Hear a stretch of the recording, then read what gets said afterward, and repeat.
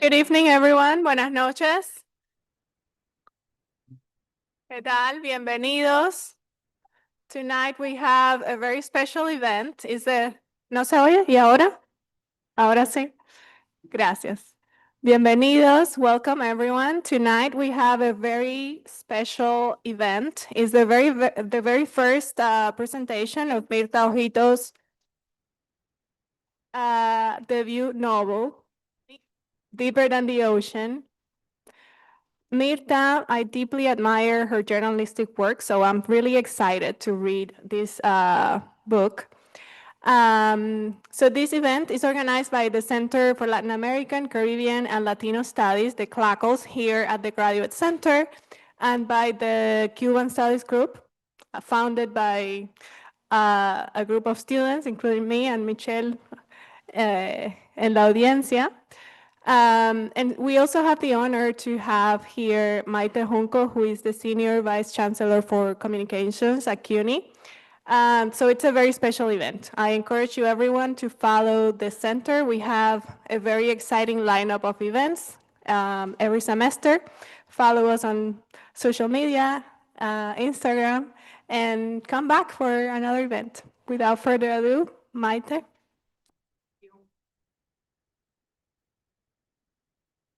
Buenas noches, good evening. I'm so excited to see all of you here. She said, I'm Maite Junco from the CUNY Central Office. And first and foremost, I want to first really thank Lydia Hernandez Tapia, who I know since she was an applicant to CUNY living in Havana. I know a long time ago. And also Professor Mila Burns, Associate Director Mila Burns of CLACOS, you guys said? Ooh, okay, I thought it was just CLACOS, okay. And as I think CLACOS is about to be 25 years old, if I'm not mistaken. They have worked, to promote the study and understanding of Latin American and Caribbean communities in New York and beyond. So we're proud here at CUNY of the work they have done over a quarter of a century, and glad to be able to present this here for Mirta. And also thank you to the Graduate Center, a place that, as you know, is committed to knowledge for the public good, a slogan I love. I have had the good fortune of meeting Mirta Ojito nearly 30 years ago in 1996 when she moved to New York City to be a reporter in the Metro section of the New York Times. I think some of her New York Times colleagues are here. She had already 10 years of being a reporter at Miami Herald back then. So she came all here with all that experience. Then she taught at Columbia School of Journalism, which I guess is the only thing we're going to hold against her here at the CUNY Graduate Center. And since 2014, she's directed the standards team for the Telemundo network. In between, she wrote two powerful nonfiction books. I was talking about one of them with some folks here, Finding Mañana, about her journey to the U.S. as a teenager in the 1980 Mariel boat lift, and Hunting Season, about the murder of Marcelo Lucero, an undocumented Ecuadorian immigrant who was killed in Patchogue, Long Island. Feels very timely.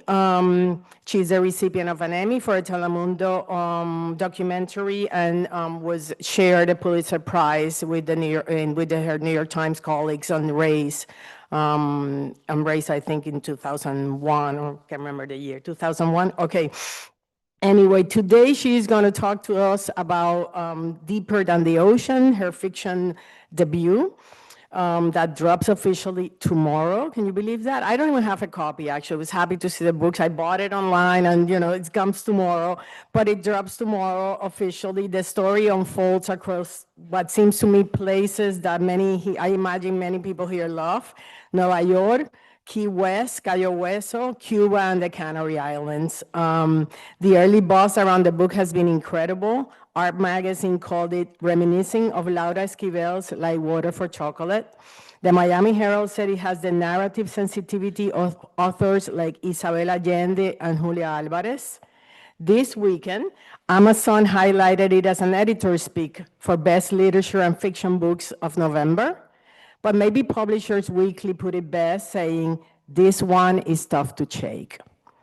Mirta might have left us 11 years ago for the warmer climates of Coral Gables, but it's such a treat that this book debut is happening right here in New York, where so many of us came to first meet her and love her. And so please, let's give Mirta a big round of applause.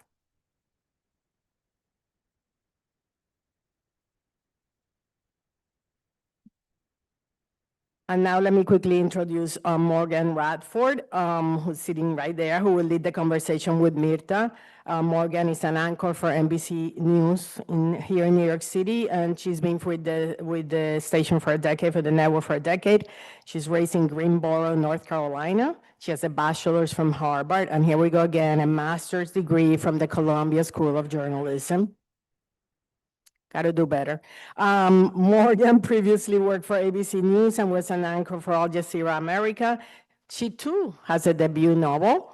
It's called Now Then. It's going to be released next May, May of next year. Thank you for us, to the two of you, for being with us here today. And now I feel it even rhymes. Let me introduce M&M, Mirta, and Morgan. Thank you.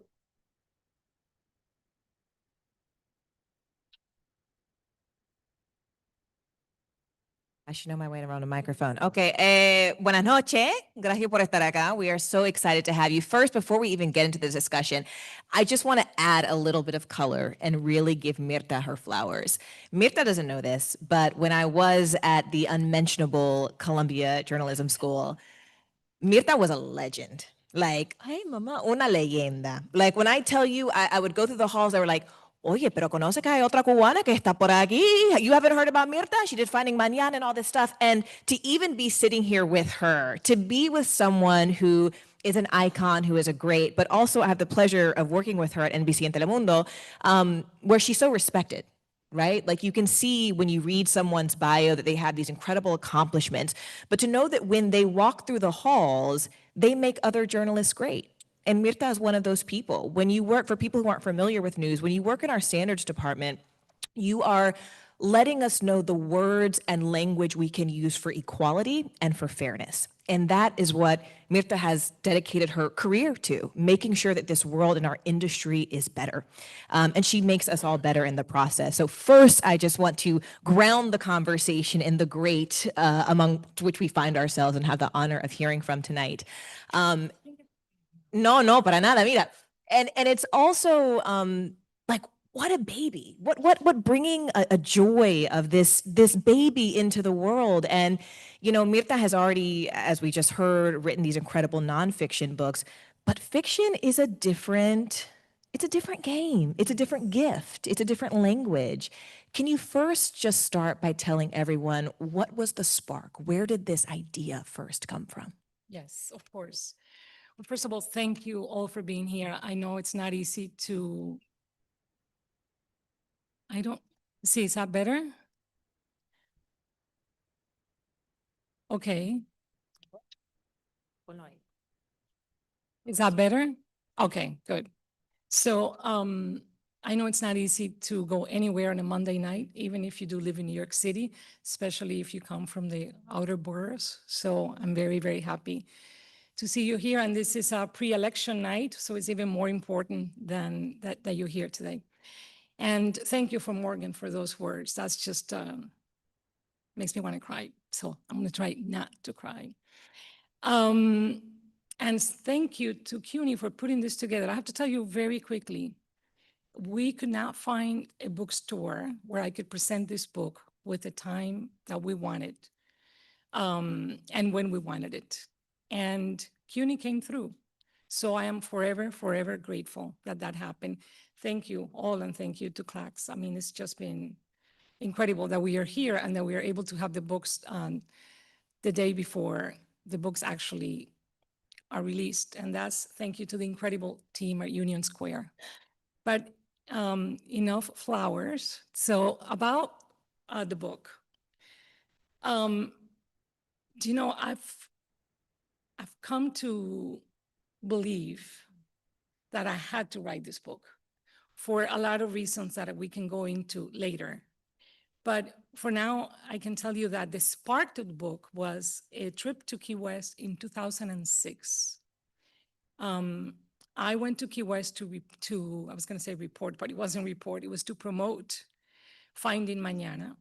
And as I was, walking around the streets of Key West, as one does, I found a coffee table book outside a shop with a very intriguing title. And the title was El Misterio del Valvanera, or The Mystery of the Valvanera. And it was like $10. And I bought it. I took it to the hotel and I began reading it. And the book was, as I said, in Spanish, written by somebody I didn't know, but it was a true life story of a ship that in 1919 left Spain carrying about 1,200 people, most of them immigrants who were coming to the Americas to make a better life. And the ship sank off the coast of Key West during a devastating hurricane, again in 1919. At the time, hurricanes didn't have names, but it is known as the hurricane of 1919. It disappeared for days. No one knew where it was. It became a big story. AP carried the story. The Miami Herald, the New York Times, Times-Picayune, all the papers in Cuba. I found incredible little ditties and songs and things because of the search. They didn't know where it was. It became a ghost ship. Eventually, it was found in the muddy waters, sort of sandy waters of about 43 miles of Key West, buried deeper than the ocean, and therefore the title of the book, although the title also has other meanings. But not one body was recovered. And I thought, how come I don't know about this? I pride myself in knowing a lot about the history of Cuba, the history of Spain, a little bit of the history of the US, but I had never heard of this. I heard about the Titanic like everybody else has, but not about this. So I thought this was, like the forgotten Titanic. Later, I found out that people referred to it as the poor man's Titanic because the people who died were immigrants. Many of them didn't know how to read and write. So, of course, there were no survivors. The good thing is that the ship had already made 2 stops before it got to, well, it was going to Havana, but it didn't quite make it to Havana. It had made stops in Puerto Rico and Santiago de Cuba. So only 488 people died, but still almost 500 people. That it is the worst shipwreck in the history of migration for Spain. And migration for Spain back then to the Americas was huge. About 4.5 million people left Spain to come to the Americas in a century, which seems like a lot. A century is a lot, it's a long time. But when you take into consideration the world population then, 4.5 million people is a lot of people. So that's a long answer to your question. But when I read the book, first of all, I thought this is very intriguing. And the second thing that happened, which is almost like, a little bit of magic, I had a vision. And the vision was a woman in a lilac dress running through the hallways of a ship looking for her daughter. And I thought, who is that woman? And I felt compelled to tell her story. And that's deeper than the ocean. You talk about how you almost had to tell this story. Tell us a little bit why you were the right person to tell this story and how much of this story is your story. So this is interesting. I have to tell you a little bit about the book so that this makes sense. The book is a dual narrative in over a century, and it's multi-generational, so 5 generations of women. And the 2 voices are a journalist who is 55 in 2019, so you do the math. And she is based in Spain. She's a freelance writer for a very, very important paper in New York that I never mentioned, but you can imagine. And she gets a call from her editor one night. I actually modeled the editor's voice with after a real life editor that I had at the Times, Carl Lavin, and I told him already. So anyway, so the editor says, "I have a story for you. There's a ship carrying immigrants from Africa on its way to the Canary Islands, and it sank, and there are lots of people who've died. But I also think this may be a repeat of 2015 when there was huge wave of migration between Africa and the Canary Islands, because of course, if you get there, you get to Europe because the islands are part of Spain. So if you're in the islands, you are, for all intents and purposes, in Europe. And so she goes, her name is Mara Dennis, but before she goes, her mother calls her, and they have a very interesting relationship, Mara and her mom. And the mother says, "Well, since you're going, can you please find the birth certificate of my grandmother, because I want to become a Spanish citizen." Some of you here might know that until very recently, maybe 2 weeks, Spain allowed the children, grandchildren, and great-grandchildren of Spanish citizens to apply for citizenship if they had, the right papers, the birth certificate. So she goes, of course, reluctantly, but she's going to please her mother. So she begins the search for her great-grandmother. This character, Mara, did what I never did.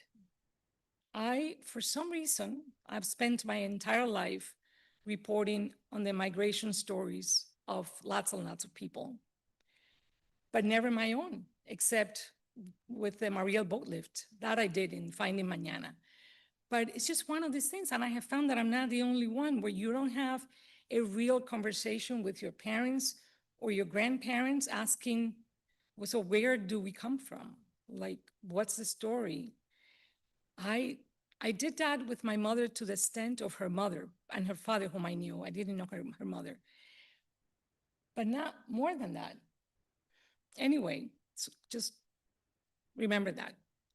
A while ago, I did a DNA test and I sent it to Ancestry.com. And it came out really weird. My highest percent was English. And so I thought that's the reason why I can't dance. But then it changed to Portuguese, French, all kinds of things. Eventually, it settled, 55% Spanish. And the rest is a combination of a lot of things, including a 12% from the north of Africa. I thought that's interesting, the north of Africa. So then that's that. So I write the book, finish the book, turn it in. And one day I get a message from Ancestry. There's been an update in your profile. And the 55% of my Spanish ancestry was all from the Canary Islands. Nothing from anywhere else in Spain. So I thought, I'm connected to these islands for some reason. Anyway, my mom dies, and I'm reviewing her documents recently, a few months ago. She died in 2021, but I didn't have the courage to look at her papers. And I find that her grandfather, whose name was Antonio Quintana, was from the Canary Islands. And I did not know that. I never asked my mother, she never told me. Not enough. Before I came here Saturday, I'm talking to my aunt who's 90 years old on my father's side. And my paternal grandmother, her last name was Cruz, which is very, very Canarian. For anybody who's been to the Canary Islands, Cruz is like everybody's Cruz. If they're not Quintana, they're Cruz. And I said, that's a name from the islands. And she says, well, of course, my grandmother was from there. I had no idea. So it turns out that Ancestry is right. The 55% is completely from the islands on both sides of my parents. And I didn't know that because I never did what my character did. So I think I had to write it somehow for it to become true. It's a very weird thing, but now I want to do what she did, which is to investigate and trace all of this back. So this is a case of life imitating art. in a way. So that's what I meant by that. And I guess in that sense, I'm curious just hearing you talk about it. Did you write this more as a daughter or as a mother? Because you're the mother of sons, right? Hey, one of them is here. And we, I mean, hi. But it's also like you write a lot about this mother-daughter relationship, and you don't have daughters specifically. So were you writing as a daughter? I think both, because the main character, I told you there are two main characters. One is Mara Dennis, the journalist, and the other one is Catalina Quintana, the woman in the beginning of the 20th century who is her great grandmother. And I wrote it as both because Mara has a son. And that, to me, that's, and you know, because you have a daughter now, that is such an important relationship. It's primal. It's primal. I could not, I don't think I could write the book without that being part of it. At least not, you know, the first book. Because everybody says that the first novel you write is like your autobiography. And people who read the book will see many elements of my life in the book. I'm not Mara. Not everything that happened to Mara has happened to me, but I gave her a lot of me. I gave her the profession. She's a journalist. I gave her the motherhood. She's a mother of one son who's 19. My love for the north of Spain, specifically Santander, a city that I love and where I spent many, many summers. And I gave her, above all, a fear of the ocean, which I have. I very much fear the ocean.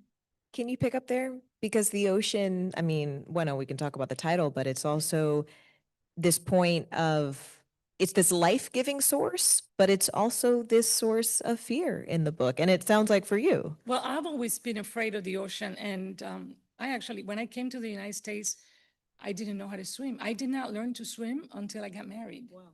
Yeah, my then husband, my Arturo, who many of you know, is the one who taught me how to swim. I was afraid, but I never really learned to the point where I feel comfortable swimming. I have to touch the bottom. My feet need to be on the bottom. So with my kids, I made sure that they took swimming lessons. I wanted to break the cycle. The book is very much about generational trauma. And I wanted to break that cycle, and I wanted to make sure that they learned to swim early, and they did. Juan Arturo was even in the swimming team in his high school, so they're not afraid, but I'm terrified. And I find that I'm not the only one. There are lots and lots of people in Cuba, even though it's an island, who don't know how to swim. Lots of Cubans don't know how to swim. Lots of Caribbeans. It's particularly people from the interior, what we call the interior provinces. My mother did not see the sea until she was 13 and did not go in the water until she was in her honeymoon. So that tells you something. But also, if you look at pictures of people in Cuba and they're sitting on the seawall, El Malecón, many of them are not looking out to the ocean. They're looking in, they're looking to the city. It could be because the city is so beautiful, even if it's crumbling, that they want to see the city. But I think it's something else. I think it's something primal, like you said. I think we carry certain wounds in our DNA. And so many, not just Cubans, but Spaniards, Haitians, Puerto Ricans, Dominicans, but it's people on the move, people trying to escape poverty, circumstances, politics, have died in the Caribbean. While I was researching this book, I found out that it's like a graveyard down there. I mean, the first ship that I could find was Christopher Columbus. The Santa Maria sank off the coast of Haiti in 1492. And then from then on, so many, the Balseros, so many people have died that now I think, no wonder I'm afraid. Partly it's respect, partly it's fear, but yes, I am, it's a thing. And I think I'm not the only one, frankly. You're not. Moving away from the content of the book, tell me a bit about the process. I mean, you've got this big job, you're a mom, you're traveling. Like, how did you actually do it? So people think when you have a book that you wrote it like the month before or even the year before. And I do have a very big job, very busy job. And I've had it for 11 years. And, but I have to tell you that I began working on this book in 2006. So it's been almost 20 years. If you cannot write a book in 20 years, then you shouldn't write it at all. That's it. So, I have 3 boys who are now men. My job, I also have a life. I deeply admire people who are able to get up in the morning at 4 and write until the kids have to go to school. I am not one of those people, and I have never been. And I like to read. I like to go to the movies. I like to have coffee with friends. I like to have dinners in my home. I like to have a life. So it took forever, but also, I should not have said that if you cannot write a book in 20 years, because the truth is that it takes however long it takes. And if you keep at it, eventually you're done. Eventually it's done. But I have to say that at a particular time in 2021, with the help of a friend who's sitting here, Armando Correa, I can't talk too much about Mandy because it makes me want to cry, because I don't think I could have finished the book without Mandy, because we set out to write together, but separate. He in his house and me in mine, 1,000 words a day. Like an accountability partner. Exactly. I love it. And we did it. I wrote 31,000 words in a month. It was the month of July. And if you decide that you're going to do that, I have to do it again, but somehow you do it. You find the time, you write. It doesn't have to be good or great 1,000 words. They just need to be 1,000 words. Is there anything you would give to people in this room who have a passion that may not be their day job? It may not be the passion that they're currently paid for. From where do you find sort of the reservoir of creativity, of strength, of discipline to pursue that passion, whatever it may be? I don't know. I don't know. I don't know where it came from, but I knew I had to do it. But I also know, this is a phrase that I can only say in Spanish, el movimiento se demuestra andando. In other words, you have to be doing it so that you keep doing it, I guess. That would be the translation. Something happens when you're already engaged in the process, and I know there are writers here in the room that can probably speak to that more eloquently than me, but once you're doing it, you get in a zone that is really delicious. It's frankly, I think I found it particularly so in fiction. I don't think I was in that area when I was writing nonfiction, because nonfiction, you're such a slave to facts. But with fiction, I was in this world that my head was someplace else, and I loved it, and I want to go back there. It's just really, really nice. And then everything that happens somehow connects to what you're doing, and it's a very special moment in time. That month, July of 2021, is probably the happiest time I've been in a really, really long time. And it was writing with at that level of intensity. It's hard. It's hard. euphoric. I mean, that's the only way I can. It's almost like a high. It is total high. And I think about that, like in English, I feel like it would almost be like motion begets motion. That's it. That's Right? Like that's what exactamente. That's how I would. The phrase. ¿Verdad? That's what it is. Esto es lo que significa. That's what it is. Yeah, and it is. It's a weird thing. I've never written nonfiction, and I'm really curious what that must feel like. How was You've never this? written fiction, because you just wrote nonfiction. No, yo escribí fiction. Sí, no, sí, es un no. Por eso.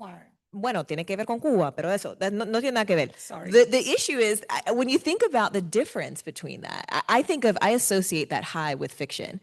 Is it unique to fiction? Like, how was this different from writing nonfiction? Completely different. I have to tell you, one of the reasons this book is fiction and not nonfiction, because when I first heard about it, even though I had that vision, I contemplated for about 5 minutes to write a nonfiction book, because it's what I know, it's what I'm used to. Familiar. Yeah, it's familiar. And, if you're anchored in reality, that's fantastic. But then I thought, there is no way with the job that I have that I could have the time to go to the Canary Islands and to Madrid and find, of course, I mean, the people who were no longer alive, but their relatives are alive, and find the documents and do this and do that. Writing nonfiction the way I write nonfiction and the way I think it ought to be done, it's a lot of work because you have to get it all, it has to be true, everything. If I tell you the moon was out, it better be. I mean, that's got to be, because people can look it up. So, um, so then I said, I have to turn it into a novel. And I'm forever grateful that I did that. Also, it would not have been fair to the people that have already written about this. They wrote about it in Spanish, but then what would I have done? A translation? I mean, it's like the work in Spanish about the Valvanera is just really terrific. And I don't think I could have competed with that. So it is completely different. It's very liberating. It's a lot of fun. Really, it's a lot of fun. I have a t-shirt that says, I make stuff up, and I like it. Especially as a journalist, I'm worried about you in this t-shirt this Because time, in this when environment. when your life is so constricted by the truth, by facts for so long, to be able to just say, well, for example, I'll give you a perfect example. When I started working on the book, I thought I'm going to place it in La Palma because La Palma was the last stop of the ship before it left to the Americas. I didn't know anything about that archipelago. I had to learn everything about the islands. And then I thought, because always my character was afraid of the ocean, I thought, I need to find a place that was landlocked where you cannot see the ocean. So there's only one municipality in all of La Palma that doesn't have immediate access to the sea. It's called El Paso. So I thought, okay, fine, El Paso. And then I looked up things to do in El Paso because I had never been, right? And the first thing that comes up is a museum of silk. That's exactly what I said. Silk in Spain. Why? And then it turns out that the islands, but specifically La Palma, were a center of silk in the 16th century and all the way to the 18th century. And there's a museum there, and that's what they were advertising. And I thought, that's interesting. So I picked a place that was near the museum, and that place happened to be a little town called Hedey. So I said, fine, my character's gonna live in Hedey. And so that's what I did. Then I had never been to the islands, I repeat. And then that became almost like a superstition. I'm not gonna go until I finish the book. I'm not gonna go until I sell the book. Finally, I sold the book, and then I thought, I'm going now. So I went in January with enough time. We were in the revision process, so if I needed to change something, I could. I wasn't gonna let the book come out without going to the islands. So I went all the way to Hedey. It was nothing like the place I had imagined. Nothing. I mean, other things were, which was fantastic.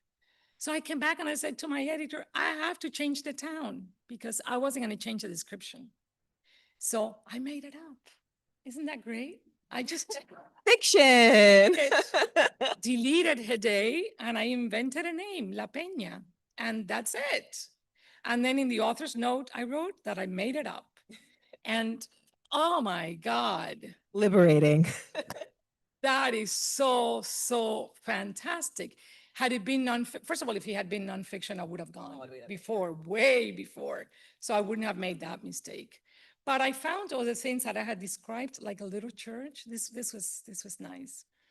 There's a church that plays an important role in the half of the book, and the half that takes place at the beginning of the 20th century. And I described the church, and old with, the altar, the whole thing is small. It's painted white, and it's very simple, very beautiful. So I get to El Paso, and it was a guy there who was helping me. And I said to him, where's the church? And he said, that's the church. The church was horrible and modern, completely modern, like completely out of place. And I said, that can't be. There cannot possibly be only one Catholic church in this place. And he said, oh, no, no, there's another old one, but nobody goes there. Well, take me to the old one. And the old one was the church that I had described, exactly as I had described it, exactly. I had to make only one change. I had described that at the end, behind the altar, there was the cross with Jesus Christ, but the church didn't have that. The church had La Virgen de las Nieves, which is the patron saint. So I changed that, and that's it. Everything else was exactly as I had imagined. And also, as I read about it, I did do research. So there's, lots of travel books that you can read, books, a book written by Juan Cruz, a very famous, a very well-known Spanish journalist of El País, helped a great deal. I mentioned him in the acknowledgements. And I have relatives that happen to live on the islands, so I would call them and, they would tell me or send me pictures. So I did do, so that people have told me that it feels very real. That's the way I describe the places, but a lot of research went into it. So I did use my skills as a researcher to get to that place. I want to open it up to questions. So I want you guys to think about what you want to ask Mirta. But before I do, is there any message that you really want readers to take from this? From the book? I never really write with a message in mind. I think that would be too difficult for me to do. I tell the story that I want to tell, and I would love to hear from all of you once you read it, what you take from it. However, after I finished and I read the book, I felt that in a way, the book honors the women who, Cuban women, and Spanish women, but women in general, that, they had really, really difficult lives, particularly in the countryside in Cuba, where my family's from, where my mother is from. And to a large degree, women still do in many places in the world, even in the US. And so I think that the book does that. I think it reminds people how hard it is to be a mom, to be a good mom, and also to be an entrepreneur, and the women in the book are working all the time, are working with their families and are working in businesses, and all kinds of things are happening. So I thought, well, maybe the book does that. And the other thing that I think is important, though I didn't write it, I swear to you, it wasn't my objective, though I'm glad I did it, is that I think it's important to rescue this ship from oblivion. I wanted to give it its place in history. I think that, everybody knows, like I said at the beginning, about the Titanic, but this little ship, well, it wasn't so little, it was big, and it was from an important company in Spain. This ship deserves to be remembered. Those lives deserve to be remembered. And I have to tell you, the ship is still there. Some of the images there, one of my sons put this together, which is really nice, and I haven't referred to it. That's the ship, the Valvanera. And that's the ship again. And so as you can see, it's pretty big. And that's the company that owned it, Pinillos Izquierdo. They had, that's the crew. They, and that's a rendering of what could have happened. Of course, no one knows, nobody was there to take a picture, but that's a rendering. And that's the advertising that they used to have to entice people to go on the ship to the Americas. It was a regular route, going to Puerto Rico, Cuba, sometimes Argentina, sometimes Texas. That's the captain right there and the doctor. And that's my mom right here. We haven't talked about my mom, but I should. That's my mom too in the bottom right. That's her family. And that's also my mom there sitting in the middle. So those are pictures of my mother's family. That's my mom in the middle, exactly in the middle, but later in life. And we're back to the ship. One thing we haven't talked about that I think is important is that my mother was very much a storyteller. And when she was a child, she dreamed about writing a book. She never did. My mother had a sixth grade education, and her father didn't know how to read or write, my grandfather. Her mother died young at 40, the day after my mother turned 16. And my grandmother's name was Catalina Quintana, and that is the name of the character, as I already told you. My mother knew that. She knew that I had named the character, Catalina Quintana. And in the last weeks of her life, she began telling me stories of her childhood and of her mother. And in a mysterious way, those stories found their way into the book.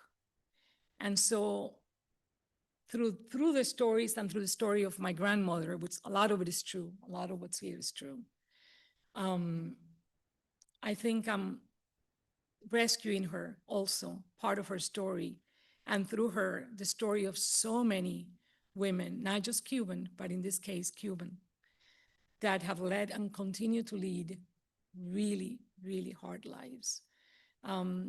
So anyway, but you tell me, once you read it, please let me know what you get out of it, because I think it's a lot more important that you tell me that I tell you, because you never know why you do what you do.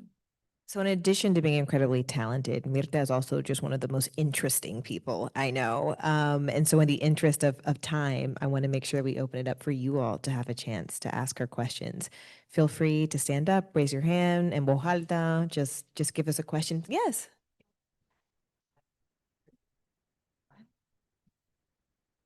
I would rather not. And the reason for that is because I want you to hear the voices in your head. I don't like it when authors read. I like it when I listen to books after they've been written, but a little bit of the book. I don't love that. Are you going to do the audiobook? No. Is it going to be your voice? No. Will we have a chance to hear you? Mirta. Well, first I would like to say my name. I am Mari Rodriguez Hichazo. I happen to be a writer, a journalist, Yes. documentary filmmaker. So I understand everything you've said. Thank you, Mari. But one thing that I love, you said it in an interview when we touched it a little bit today, is the necessity, the importance of asking about your past. Mm-hmm. Because in my family, we talk nonstop. I only have one daughter and one granddaughter who's 14. And she knows everything I see, I didn't do that. about Cuba, about everything. Now, in fact, I'm going to her school to talk about the Cuban Revolution. Because she told her teacher that I was 14 and I lived through it. So in your book, my take as the best lesson is listening to. I agree. You said your Do you know, thank you, Mari. It's also true, but I think, generally speaking, the storytellers are the mothers in the families. My mother lost hers at a very young age. So the stories were lost. That was completely truncated. So there you have it. I'm hoping not to make the same mistake with my kids. Certainly I'm leaving enough. I left, Finding Mañana is already there. They can read. My oldest son just last year or this year, Mother's Day, gave me a book with all kinds of interesting questions, which I have been slowly answering. Like what was your favorite food when you were a child, that sort of thing. But I think it's fun to do that. I never did it with my parents, never. Also, I think when you're an immigrant, there's so many things to take care of. They're like, there's so much going on that my parents worked 3 jobs.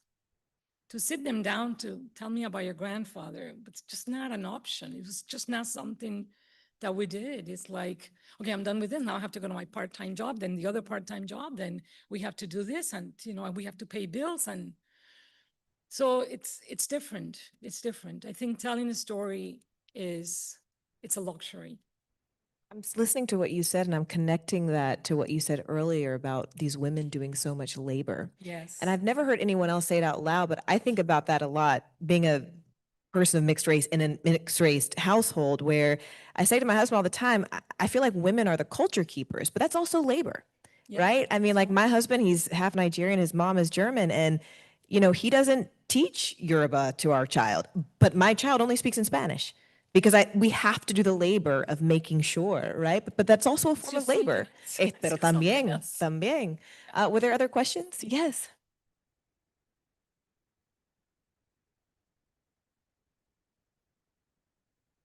Yes. And me with her.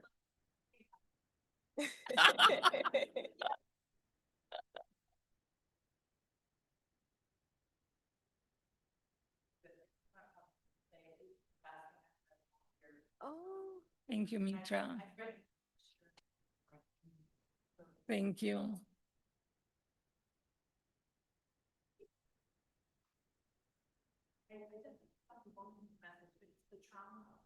Yes. And there's one thing that things about this was, people who crossed the ocean before we had technology. And just the pain of that separation.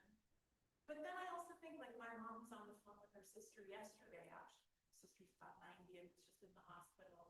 And I was watching them kind of go back and forth, and I was like, it's still trauma. It's still separation. It's still most of their lives. My family's from India. I was raised in Puerto Rico. My aunt Rasmussen is in India, and my mom's in New Jersey. And they were looking next to each other. Hmm. And I literally thought about your words of the sisters and kind of that longing for Yes. lives.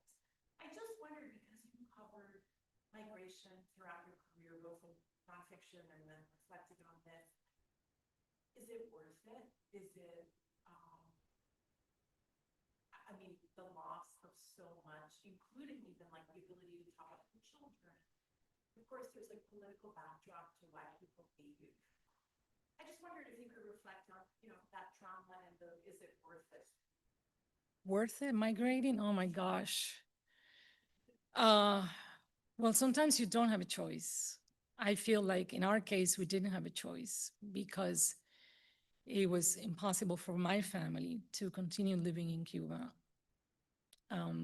because my father was always against the Cuba regime. And so we just didn't have an option. Sometimes you kind of have to run for your life, whether you're migrating for economic reasons or political reasons or religious reasons or whatever reason. But it does carry a heavy price. And there's something that a friend of mine who's also a professor of Latino studies, when she finished reading the book, she said, "Oh my God, this is so good. It's about the anonymity of migration." I was like, yes, it is. But it takes somebody else to tell you, right? Because her name is Carmen Lamas. I'm not taking credit. It was her thing. And Carmen said the anonymity of migration. And I thought, it is true, because in part, these people have been lost through history because of that. But also, many migrants who, wherever they go, they feel unseen, unseen. I remember when I arrived in Miami, not being able to speak English, I felt completely unseen. And you carry that forever. You carry that with you. It just doesn't go away, even if you learn the language as I have. And so I think when you're displaced, you carry a heavy price, but it's a price sometimes that you have to pay to survive or thrive. But yes, absolutely. So in my case, yes, it was totally worth it. It was so worth it. I have to tell you this. Well, first of all, when I left Cuba and arrived in Miami, I missed it so much that I said in Finding Mañana, the first thing I did was to think, how do I get back? I wanted to go back, despite everything that I just told you. I was 16, so what did I know?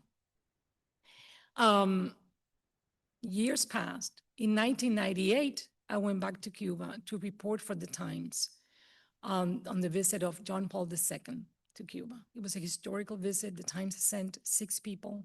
It was a big deal. Interrupted by Monica Lewinsky. Remember, everybody left except the Times. We stayed, which is good. But it was very quiet. Like you wouldn't hear anything from the foreign desk. I'm like, are we here alone? Is there anybody out there? And then they said, we're here, but you know, everything's happening here. Have you heard of Monica Lewinsky? And of course, I mean, this was before Wi-Fi, before anything. We hadn't heard about Monica. We didn't even hardly had phones. But anyway, I digress. When I got to Cuba, that very night, everything was so difficult, like renting the car, getting to the hotel, just going to a restaurant, the phone, everything was just so complicated that when I finally got to my room, must have been 11. The first call I made was to my father. I called him People, and I said, People, gracias. That's all I said, thank you. He knew, I didn't want to say anything else because I knew that being a reporter for the New York Times in Cuba, likely somebody was listening, but my father immediately got it, that I was finally, after 18 years, thanking him for getting us out when he did. So yeah, that's the best answer I can give you. And when you have time to sign your books in the end, do you have one more question we can take before you close out? Oh, let's give it to someone who hasn't asked one yet. Yeah. Yes. Thank you. And I'm a fan of hers. It is. And I heard the title 2 days ago for the first time because they're changing the title. The Deeper Than the Ocean doesn't really translate. And it's so beautiful. It's La Memoria de las Olas, which is like, I don't think it's going to sound good in English, but the memory of the waves, I guess. But in Spanish, it sounds really nice. And it'll be in June of next year. So very, very exciting. Yes. Is there any final words you want to share with people to close, Mirta? No, I just want to say that I'm so grateful that I have so many people here that I know from different aspects of my life, from the Times, from NBC, from Columbia University, from just life in New York, which was always so wonderful for me. And I'm really, really pleased. I mean, even though I live in Miami now and I live next to what I think is the best bookstore in the world, Books and Books. And I will be presenting the book there November 6th. It just happened that I'm here tonight with you guys for the first time talking about the book in New York. And I think that's kind of magical, isn't it? So Thank you all. So please give Mirta a big round of applause. Thank you.